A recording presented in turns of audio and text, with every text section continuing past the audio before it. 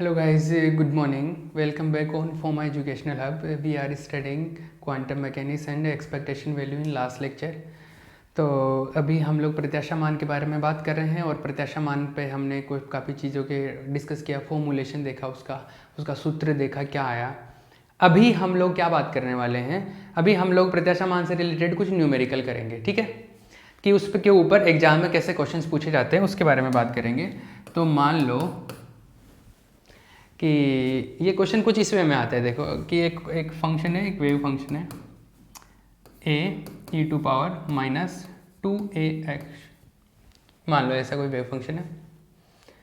अब कोई wave function है, ये इसमें बोलेगा कि इसका प्रसामान्यकरण करो, इसका नॉर्मलाइजेशन करो, या तो ये बोलेगा या ये बोलेगा कि इसका नॉर्मलाइजेशन फैक्टर, नॉर्मलाइजेशन कोफिशिएंट जो है, प्रसामान्यकृत गुणांक, वो ज्ञात करो, वो फाइंड आउट करो। तो ये जो है a, ये जो a है इसको बोलते हैं प्रसामान्यकृत गुणांक, प्रसामान्यकृत गुणांक, नॉर्मलाइजेशन कोफिशिएंट या नॉर्मलाइजेशन फैक्टर, नॉर्मलाइजेशन कोफिशिएंट, ये है, ठीक है। तो आपको या तो पूछेगा वो कि a का वैल्यू कैलकुलेट करो, नॉर्मलाइजेशन फैक्टर, या फिर आपको पूछेगा कि इस फंक्शन को क्या करो, प्रसामान्यकृत करो, नॉर्मलाइज करो। क्वेश्चन एक ही तरीके से करना है, पर वो पूछेगा, कुछ भी पूछ सकता है इन दोनों में से। क्वेश्चन का सॉल्यूशन एक ही होगा, प्रसामान्यकरण करो, प्रसामान्यकरण करो तरंग फलन का, normalise the wave function, normalise the wave function, the wave function, given wave function. इसके लिए कोई लिमिट भी गिवन होगी, x का जो वैल्यू है उसका, कि जो साई फंक्शन है वो कहाँ से कहाँ तक डिफाइन है, उसका लिमिट भी गिवन होगा। तो देखो लिमिट मान लो कि इस फंक्शन के लिए लिमिट साई का, जो x का जो लिमिट है साई के लिए, वो मान लो कि 0 टू इन्फिनिटी। ये भी हो सकता है कि जो फंक्शन है साई वो केवल यहाँ से यहाँ तक ही डिफाइन है और जगह पे क्या है, 0 है।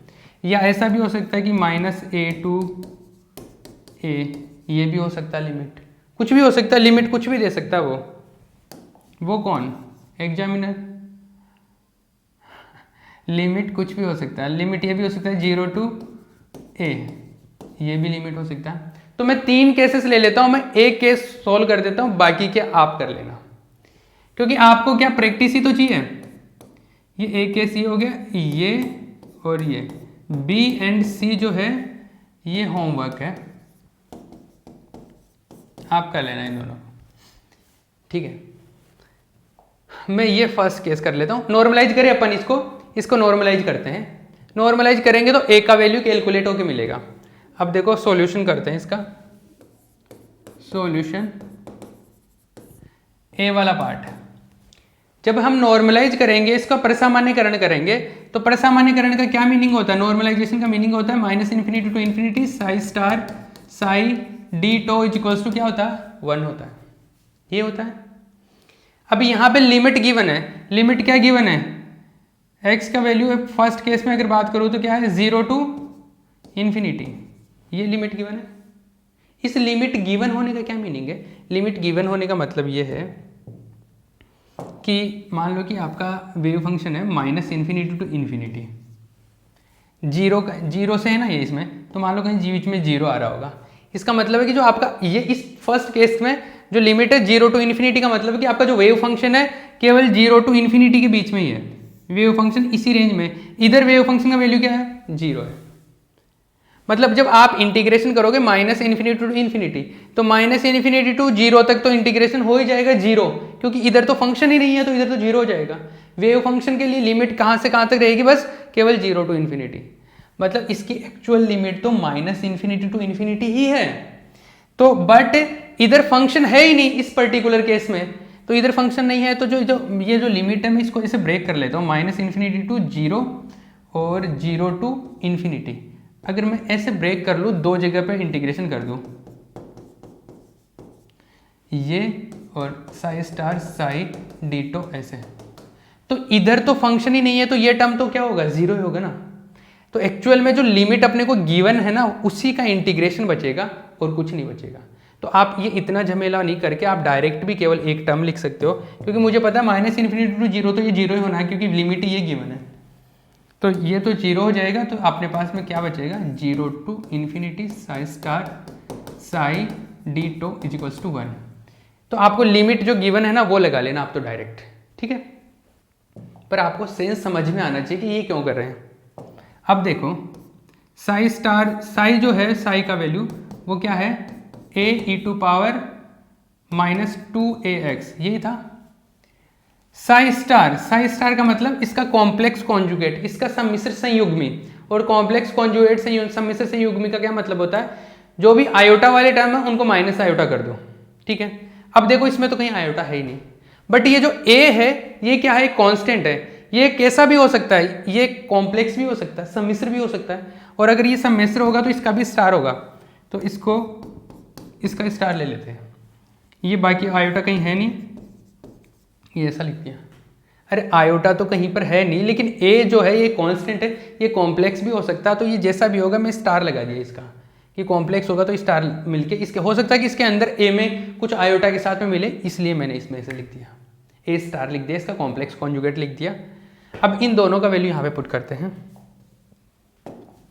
0 टू इन्फिनिटी, ये हो जाए a e to power minus 2ax और e to power minus 2ax d. अब देखो डी टाउ था, लेकिन यहाँ पर केवल वन डायमेंशन की बात कर रहा हूँ, केवल अक्ष की बात कर रहा हूँ, तो ये यहाँ अक्ष आ जाएगा 1 आ गया, ठीक है ना। ए और सॉरी ये इस ए स्टार भी था यहाँ पे, ए स्टार, ए स्टार क्या हो जाएगा, ए का मॉड का स्क्वायर, 0 टू इन्फिनिटी, ये e to power minus 2ax कितना हो गया, अरे e to power minus 2ax square हो गया ना, तो ये क्या हो गया माइनस 4ax, ऐसा हो गया। आगे देखो ये हो गया dx इज इक्वल्स टू 1। मुझे a ही तो कैलकुलेट करना है या नॉर्मलाइजेशन करना, तो a का वैल्यू कैलकुलेट करके a का वैल्यू पुट करना है। तो ये इंटीग्रेशन देखो, इसका इंटीग्रेशन क्या आएगा, ई टू पावर माइनस 4ax ये आएगा अपॉन माइनस 4a ये आएगा, 0 to infinity is equals to 1। आगे a का मॉड का स्क्वायर ये आएगा, वैल्यू पुट करो इसमें, ई टू पावर इन्फिनिटी पुट करूँगा तो ई टू पावर माइनस इन्फिनिटी हो जाएगा, और ये 0 पुट करूँगा तो माइनस ई टू पावर 0 हो जाएगा, और नीचे माइनस 4a बच गया, ये बचा 1। करेक्ट है, अरे ठीक है ना, बिल्कुल सही। अब देखो ये e to power minus infinity, e to power minus infinity क्या हो गया 0, e to power minus infinity 0 हो गया, ई टू पावर 0 क्या हुआ -1, ये ई टू पावर 0 1 हो गया, तो ये -1 बच गया, ये -1 आएगा तो -1 upon minus 4a is equals to 1, a square is equals to -1 plus ये हो गया 4a, तो a का वैल्यू मिला मुझे √2a, सॉरी इसका वैल्यू मिला मुझे 2√a, ऐसा वैल्यू मिल गया।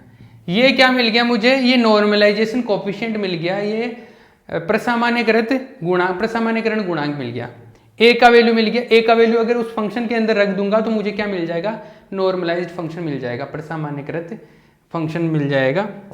तो साई जो है वो है a e to power minus 2ax है ना, तो ये मिल गया मेरे को, साई a का वैल्यू रख दो 2√a E to power minus 2ax, ये क्या है, प्रसामान्यकृत फलन मिल गया, ये नॉर्मलाइज्ड फंक्शन है, ये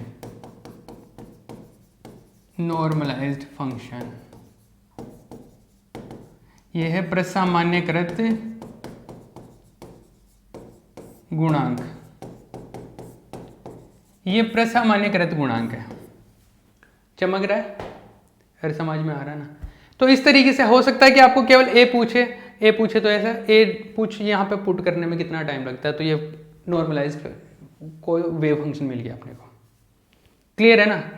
इस तरीके से अगर वो लिमिट वो दूसरा दे रहा है 0 टू a दे रहा है, तो आपको जो इंटीग्रेशन चेंज करना है, इंटीग्रेशन में आपको लिमिट ये 0 टू a कर देना है। अगर -a2 प्लस a/2 है, जितना भी है जो भी लिमिट है यहाँ पे लिमिट पुट कर देना, और उसके अकॉर्डिंग आंसर थोड़ा सा अलग हो जाएगा। इंटीग्रेशन में लिमिट पुट करोगे थोड़ा सा डिफरेंट वैल्यू मिलेगा, और बस यही चीज़ है इसके अंदर। ये एक तो क्वेश्चन, एक क्वेश्चन टाइप तो ये हो गया, एक टाइप का क्वेश्चन ये हो गया। ये तो इनके दोनों के लिमिट अलग अलग लगा के आप डिफरेंट डिफरेंट क्वेश्चन कर सकते हो, ठीक है। कभी वेव फंक्शन और कुछ दे देगा, डिफरेंट डिफरेंट वेव फंक्शन भी दे सकता है, कुछ भी दे सकता है, डिपेंड करता है कैसा क्या है। और क्वेश्चन करें, चलो और क्वेश्चन करते हैं हम लोग।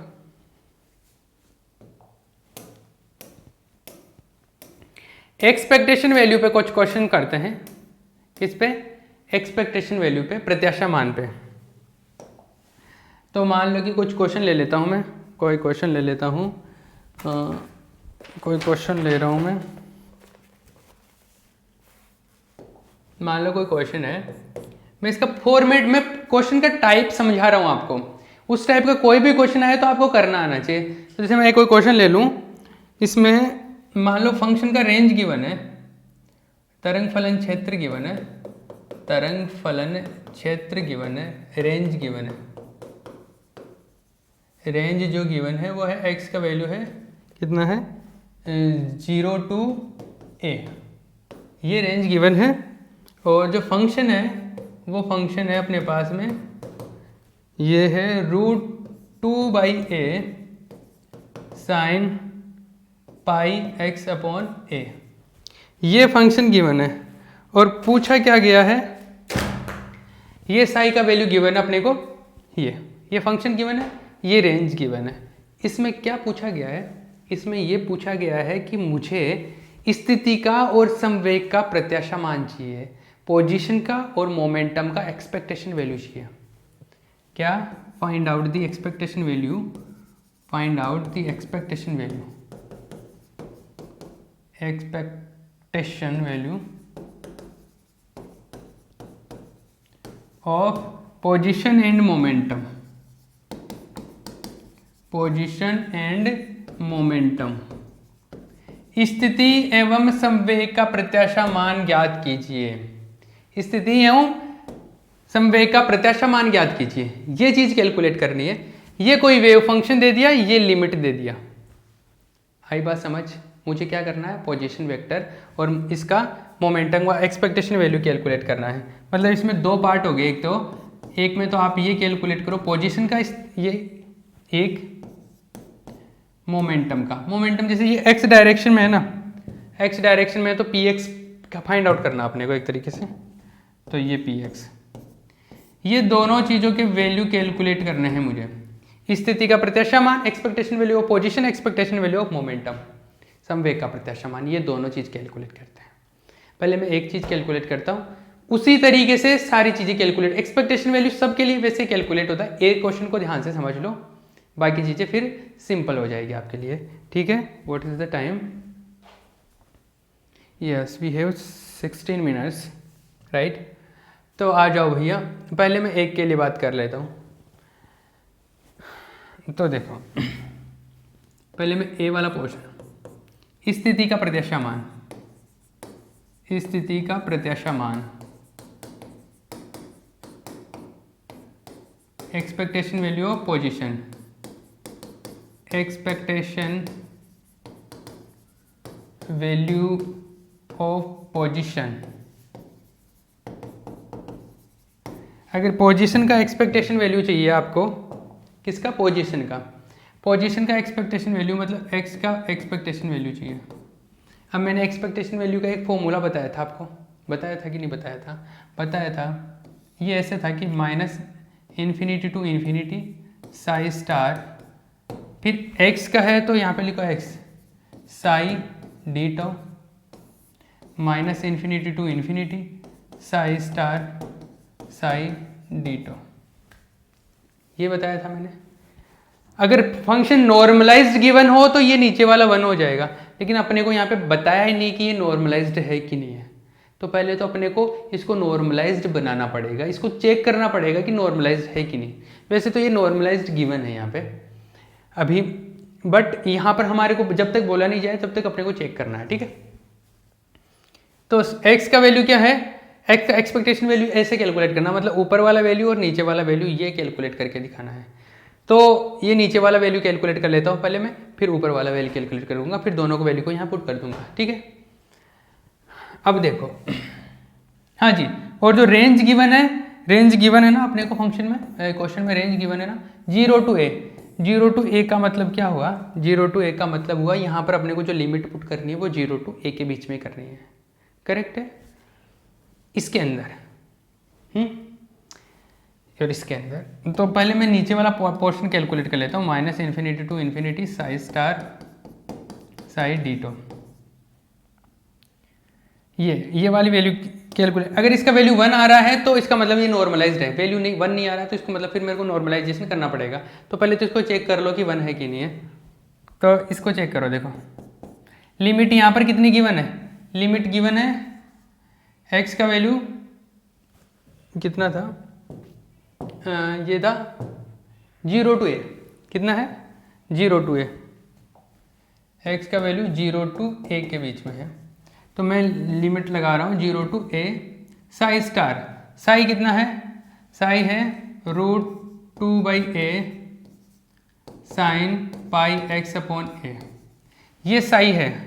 साई का स्टार लूँ, अगर इसका स्टार लूँ तो ये तो साइन है, इसमें कोई आयोटा नहीं है, कहीं पर भी आयोटा नहीं है, मतलब ऐसा का ऐसा इससे मिल जाएगा √2/a sine n pi x upon a, n नहीं है पाई है, pi x upon a। D tau है 1d है तो dx हो जाएगा, 1d है तो dx हो जाएगा। ठीक है, आगे देखो, इसका इंटीग्रेशन करो। देखो √2a इसको बाहर ले लूँगा तो ये 2a आ जाएगा मल्टीप्लाई हो गया, ये 0 to a साइन स्क्वायर हो जाएगा, ये sine square pi x upon a, ये dx, ये इसका वैल्यू क्या मिला, इसका वैल्यू क्या मिल रहा है, देखो 2/a, ये है 0 to a। इसका इंटीग्रेशन करें, इसका एक फॉर्मूला होता है ना ऐसा, ये इसका एक फॉर्मूला होता है 1 - cos 2 theta upon 2 = sine square theta, ये एक फॉर्मूला होता है। अगर आपको बचपन का याद हो तो ऐसा कुछ फॉर्मूला होता है ना साइन 2 थीटा वाला, तो ये इसका अगर मैं फॉर्मूला कैलकुलेट करूँ तो ये इसमें साइन की जगह क्या है, साइन ऐसा है तो इसका बनाता हूँ मैं ऐसा 1 - cos 2 थीटा, 2 ये 2πx upon a upon 2 into dx, क्योंकि अपने को ये फॉर्मूला तो पता था तो ये फॉर्मूला अप्लाई कर लिया ट्रिग्नोमेट्री का। तो ये आया 2/a, इसका इंटीग्रेशन करो। देखो जो 2 है इस 2 को तो मैं बाहर ले लेता हूँ, ये 2 तो इस 2 से कैंसिल आउट हो जाएगा, तो यहाँ पे जो बचेगा वो क्या बचेगा 1/a बच जाएगा, और अपने पास में बचा 0 to a 1 - cos 2πx upon a dx, ये बचा। तो let's do the integration. Integration की बात करूँ तो पहले 1 का इंटीग्रेशन हो जाएगा क्या, x हो गया, cos 2a का इंटीग्रेशन हो जाएगा cos का साइन 2πx अपॉन a, ये हो जाएगा, और जो कांस्टेंट है वो नीचे आ जाएगा 2πa, ये नीचे आ गया। ठीक है, ये लिमिट पुट कर दो 0 to a, ये dx तो आ गया, ये चल रहा है 1/a, देखो लिमिट पुट करो, ये आएगा a माइनस, यहाँ पे a पुट करूंगा तो साइन 2πa, तो यहाँ पे a से कैंसिल साइन 2π बचेगा ऊपर, नीचे ये बचेगा साइन 2π क्या होता है 0, तो ये हो जाएगा 0। फिर आएगा माइनस 0 पुट करूंगा तो x का 0, और साइन में यहाँ पे 0 पुट करूंगा साइन 0 भी 0, तो ये आ जाएगा 0। तो ये ऐसा बच गया, ये बचा a, अंदर बचा a, इसका मतलब क्या बचा 1, इसका मतलब ये किसका वैल्यू आ गया, ये वैल्यू आ गया मेरे पास में, इसका वैल्यू 1 आ गया, मतलब किसका वैल्यू आया, ये वैल्यू मिला मुझे -∞ to ∞ psi star psi d tau का वैल्यू क्या मिल गया 1, मतलब ये प्रसामान्यकृत है, जो फंक्शन है वो कैसा है नॉर्मलाइज्ड है। तो यहाँ पे हम लिख सकते हैं गिवन फंक्शन इज नॉर्मलाइज्ड, दिया गया फलन कैसा है, दिया गया फलन प्रसामान्यकृत है, प्रसामान्यकृत है। ठीक है, अगर प्रसामान्यकृत नहीं होता तो अपने को प्रसामान्यकरण करना था, उसको पहले प्रसामान्यकरण करना था। तो प्रसामान्यकरण कैसे करते थे वो तो लास्ट क्वेश्चन में हमने देखा था, वैसे होता। लेकिन ये कैसा है, नॉर्मलाइज्ड है। तो ये नॉर्मलाइज्ड है,